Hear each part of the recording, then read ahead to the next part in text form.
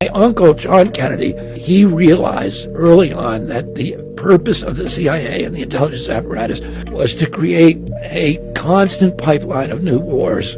Eisenhower, who was the outgoing president, gave what is probably the most important speech in American history, which was, where he warned against the military-industrial complex. I was at my uncle's inauguration. I was in Washington that day, a 6-year-old boy. And 2 months later, the military and intelligence came to him and said, we got to invade Cuba. And he was like, I'm not going to Cuba, and I'm not going to let the military. And they said, well, we got all these Cubans trained, and they're going to go attack Castro. And he said, well, the U.S. government can't be doing that. I don't like what Castro's doing down there, but it's not the United States' job to dictate what kind of governments other countries have. And they said, well, as soon as they land, there's going to be a big revolution. Everybody's going to rise up and they're going to overthrow Castro. And he said, well, you can't use the U.S. military. And they ended up bringing those guys over. And in the middle of it, in the night, they came to him and said, they're getting wiped out on the beach and you need to send in the military and invade. And he said, we're not going to do it. He stepped out of that meeting and he realized they had been lying to him and trying to trick him.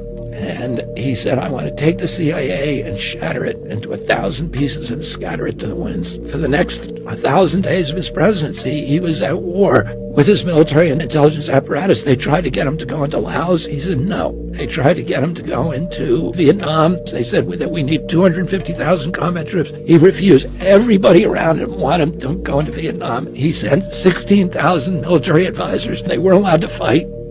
Many of them did. They both violated the rules of engagement. In October of 1963, he heard some of his Green Berets had been killed over there. And he said, I want a total casualty list from Vietnam. And his aide came to him and said, 75 Americans have died. He said, that's too many. And he signed that day a national security order ordering all troops out of Vietnam, U.S. troops. And then a month later, he was killed.